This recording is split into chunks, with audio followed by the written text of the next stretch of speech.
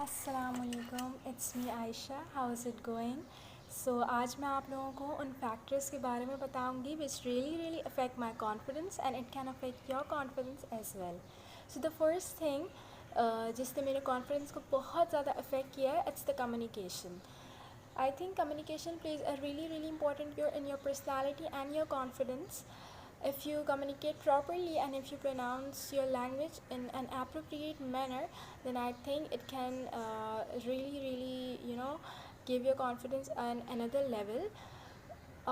It doesn't depend कि आप कौन सी लैंग्वेज बोलते हैं, या उर्दू बोलें, इंग्लिश बोलें, Sindhi, Gujarati, Punjabi, Memoni, whatever the language is, it doesn't matter. What matters is the pronunciation. If you pronunciate the words properly, then I think it can really affect your confidence. अब क्या होता है, बहुत से लोगों के साथ, जैसे वो डिफरेंट कास्ट से बिलोंग करते हैं या उनकी लोकल लैंग्वेजेस डिफरेंट होती हैं. लेट्स सपोज़, जैसे अब मैं अपनी बात कर लेती हूँ. जैसे मेरी जो है वो नेटिव लैंग्वेज उर्दू है. तो when I started speaking English, तो बहुत से वर्ड्स ऐसे होते थे जो मैं उर्दू एक्सेंट में इंग्लिश को बोल रही होती थी. तो एट दैट टाइम मेरी जो इंग्लिश, मुझे ख़ुद फ़ील हो रही होती थी ये चीज़, और मैं फिर इंग्लिश का यूज़ ज़्यादा नहीं करती थी और बहुत कम बोलती थी, because I use to feel कि मेरा इंग्लिश का एक्सेंट अच्छा नहीं है या मुझे वर्ड्स को सही से प्रोनाउंस करना नहीं आता. It's not only about the accent, it's about the pronunciation. देखो, एक्सेंट तो ज़ाहिर है, अगर आप इंडियन हैं तो आपका इंडियन एक्सेंट होगा, पाकिस्तानी है तो पाकिस्तानी एक्सेंट होगा, ब्रिटिशर हैं तो ब्रिटिश एक्सेंट होगा, अमेरिकन है तो अमेरिकन एक्सेंट होगा. It's not only about the accent, बल्कि it's not about the accent, it's about the pronunciation of the words. अगर आप बंगाली भी बोल रहे हैं तो आप बंगाली सही से बोलें. मतलब आप कोशिश करें कि उसको जितना आप बेहतर तरीके से प्रोनाउंस कर सकते हैं उनके वर्ड्स को, उस लैंग्वेज के, उतना बेहतर तरीके से करें, क्योंकि मुझे लगता है कि ग्रामर से ज़्यादा लैंग्वेज में प्रोनाउंसिएशन इंपॉर्टेंस रखती है. And it really affects your personality. और कम्युनिकेशन में सिर्फ प्रोनाउंसिएशन नहीं आती है, इसके अलावा बातचीत करने का तरीका भी आता है कि आप किस तरह से लोगों से बात करते हैं. तो whenever you communicate anyone, to always put a smile on your face, a subtle smile on your face. So it will also it will also give a boost up in your mood. यानी कि आपका mood भी जो है वो बेहतर होगा smile से, और उससे जो है आप कम्युनिकेट भी प्रॉपर कर पाएंगे और आप कॉन्फिडेंस भी फील करेंगे. Like smiling I think is the best way to feel confident and to feel energized. So the second thing which I think really affect my confidence is the dressing. Dressing बहुत affect करती है आपके confidence पे. अच्छा, यहाँ dressing से मुराद बिल्कुल भी ये नहीं है कि आप महंगे कपड़े ख़रीदें या महंगे कपड़े पहनें या इस तरह की कोई चीज़ नहीं. इट डज़न्ट मैटर कि आप महंगे कपड़े पहन रहे हैं, सस्ते कपड़े पहन रहे हैं, ब्रांडेड पहन रहे हैं या लोकल पहन रहे हैं. The thing matters is the cleaning of your clothes, the most important. आपके कपड़े साफ़ सुथरे होने चाहिए, उस पर कोई धब्बा नहीं होना चाहिए, गंदे ना हो, धुले हुए हों, कोई स्मेल ना आ रही हो, उसमें से खुशबू आ रही हो. और इसके अलावा आपके कपड़े आयरन होने चाहिए, उस पर जो है वो कोई सिलवट ना हो ख़ास. तो इस तरह से अगर आप ड्रेसिंग करेंगे तो आप देखिए, जब आप नए कपड़े पहनते हैं तो you feel really confident. And it's because कि आपके जो नए कपड़े बिल्कुल साफ़ सुथरे होते हैं और आपको बहुत अच्छे लगते हैं, तो इस वजह से आप बहुत कॉन्फिडेंट फील करते हैं.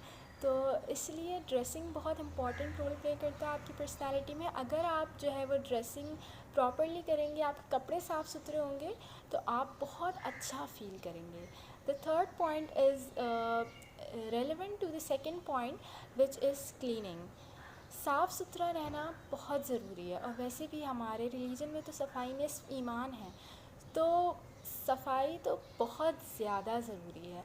आप ख़ुद को भी क्लीन रखें, अपने इर्द गिर्द के माहौल को भी क्लीन रखें, तो आप बहुत ज़्यादा कॉन्फिडेंट फ़ील करते हैं. आप एक दिन ट्राई करके देखें. सुबह उठें, ठीक है, उसके बाद आप मुंह धो के नहा के ब्रेकफास्ट करें, then you will feel a lot of change. आप एक दिन उठें ऐसे ब्रश करके ब्रेकफास्ट करें, अगले दिन उठें, ब्रश करें, नहाएं, उसके बाद आप ब्रेकफास्ट करें, तो आपको बहुत डिफरेंट फील होगा and you will feel really better. तो ये जो क्लीनिंग है ना, ये बहुत इंपॉर्टेंट फैक्टर है. और क्लीनिंग में बहुत सी चीज़ें आ जाती हैं, जैसे कि प्रॉपर टाइम पे शावर लेना, अपने हेयर्स को क्लीन रखना, अपने कपड़ों को क्लीन रखना भी इसमें आ जाता है, इसीलिए मैंने कहा सेकंड पॉइंट से रेलेवेंट है। इसके अलावा अपने इर्द गिर्द के माहौल को क्लीन रखना, जैसे अपने घर को साफ़ रखना, ठीक है, अपनी चीज़ों को साफ़ सुथरा रखना। इसके अलावा जो है इसमें ओरल हेल्थ भी आ जाती है, यानी कि proper brushing and using a certain mouth wash as well if you need, और इस तरह की तमाम चीज़ें, और कटिंग योर नेल्स प्रॉपरली और प्रॉपर टाइम से। अगर आप नेल्स लॉन्ग नहीं रखते हैं तो नाखून को काटते रहें टाइम पे। मुझे लगता है कि लंबे नाखून जो हैं वो थोड़े मेसी लगते हैं, तो मैं तो कभी नहीं रखती, लेकिन if you have if you are keen about it like, तो रखें, बिल्कुल रखें, शौक़ से रखें, लेकिन वो लंबे नाखून भी आप सफाई से रखें, यानी कि उसमें जो बिल्कुल आपको उसको फाइल करना है प्रॉपर टाइम वाइज, और उसको आपकी क्लीनिंग आपने उसकी करती रहनी है, ख़ुद ही से करते रहें। यू डोंट नीड मैनिक्योर और पेडिक्योर दैट मच। आप ख़ुद ही से अगर प्रॉपर टाइम वाइज सफाई करते रहें तो इन चीज़ों की ख़ास ज़रूरत नहीं पड़ती है। So third factor, cleaning. So the fourth factor which I think really affect the confidence of someone, and it affects me as well, is makeup and hair styling. अब मेकअप से मुराद ये नहीं है कि आप बहुत ज़्यादा मेकअप यूज़ करें या हर वक्त ही आप अपने फेस पे मेकअप लगा के रखें. It doesn't mean that. It means that आप एक एप्रोप्रिएट लिमिटेड चीज़ों को यूज़ करें जो कि आपको लगता है कि आपकी पर्सनालिटी को इन्हांस करती हैं. देखो, हर इंसान को अपने फेस का, अपनी पर्सनालिटी का पता होता है, और अगर आपको नहीं पता है, जैसे आपको नहीं पता कि आपके फेस पे क्या चीज़ सूट करती है, क्या मेकअप जो है वो आपके लिए थोड़ा सा भी काफ़ी होगा, या क्या चीज़ें हैं जो आपकी पर्सनालिटी को इन्हांस कर सकती हैं, तो उस केस में आपको चाहिए कि आप एक्सपेरिमेंट करें अपने साथ. आपको एक्सपेरिमेंट करना चाहिए. आप यानी कि डिफरेंट चीज़ें ट्राई करें मेकअप में. डिफरेंट लिप्स के शेड्स, लिपस्टिक्स के शेड्स ट्राई करें. और इसके अलावा आपको चाहिए कि आप लाइनर लगा के देखें कि लाइनर आप पे सूट करता है या विदाउट लाइनर आप ज़्यादा अच्छे लगते हैं. इस तरह की डिफरेंट चीज़ें आपको ट्राई करनी चाहिए, और ताकि उससे आपको आइडिया हो कि आप पे क्या सूट करता है और आपको क्या चीज़ जो है वो लगानी चाहिए. तो इस तरह का सटल सा मेकअप, इट्स लाइक दैट, उतना मेकअप कि जितना आपको लगे आप करने के बाद आपकी पर्सनालिटी में एकदम ना ग्रूम हो गई है. ठीक है ना, हल्का सा मेकअप, सटल सा मेकअप, जिससे आपको लगे कि आपकी पर्सनालिटी बेटर लग रही है, ग्रूम हो गई है, या आपको ख़ुद का अपना आप कॉन्फिडेंट फ़ील हो. यानी कि अब जैसे मुझे तो वैसे ख़ास मेकअप पसंद है नहीं ना, मैं ख़ास यूज़ करती हूँ, लेकिन आई थिंक जो दो चीज़ें हैं जो लगा के मुझे कॉन्फिडेंट फ़ील होता है, which is first one is moisturiser. I know moisturiser is not a part of makeup, but after moisturizing my skin I feel really good. And the second one is lipstick, nude lipstick, the one which I like. So एक subtle सा lip color भी मुझे जो है एक confident feel कराता है, and I feel good about it. तो इस तरह का एक subtle सा makeup really affects your personality. दूसरी चीज़ है hair styling. I think hair styling plays a really important role. If you wear hijab then hijab styling, like अगर आप हिजाब ही पहन रहे हैं तो आपका हिजाब अगेन साफ़ सुथरा होना चाहिए और आयरन होना चाहिए, कोई सिलवट ना हो, और आप उसको अच्छे से तरीके से उसको पिन अप करें ताकि आपके जो हिजाब है, यानी कि आपका जो स्कार्फ़ है, वो मैसी सा ना लगे.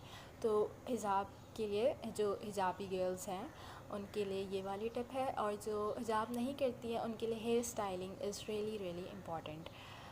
उनके हेयर स्टाइलिंग इस तरह करनी है कि देखिए, सबसे पहले तो आपके हेयर्स डिटैंगल्ड होने चाहिए, ठीक है, अच्छे से कॉम होने चाहिए, ब्रश होने चाहिए. सेकंड थिंग, आपके बाल जो है, मुझे लगता है कि कंप्लीट खुले बाल अगर आपको लगता है कि आप पे अच्छे लगते हैं देन गो फॉर इट. अगर आपको लगता है थोड़े बांधे हुए बाल आप पे अच्छे लगते हैं, नहीं कि अ पर्सन नोस के उस पर कैसे बाल अच्छे लगते हैं. अगेन, अगर आपको नहीं पता है तो फिर एक्सपेरिमेंट करें अपने साथ, डिफरेंट हेयर स्टाइल्स ट्राई करें, and just see yourself in the mirror and observe yourself, whatever looks good on you or not.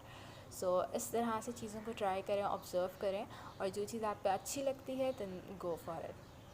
वैसे मुझे लगता है कि बाल थोड़े से बंधे हुए होने चाहिए हमेशा, आगे से थोड़े बंधे हुए हों या पोनी टेल हो या थोड़े सा पिनअप होना चाहिए। बिल्कुल खुले हुए बाल ना मेसी हो जाते हैं अक्सर, क्योंकि हमारा वेदर ऐसा होता है, या हम हर वक्त स्ट्रेट नहीं कर सकते, या इतना बालों को फिर मैनेज करना भी मुश्किल हो जाता है। खैर, it's my opinion, every one has different opinion, so go with your opinion.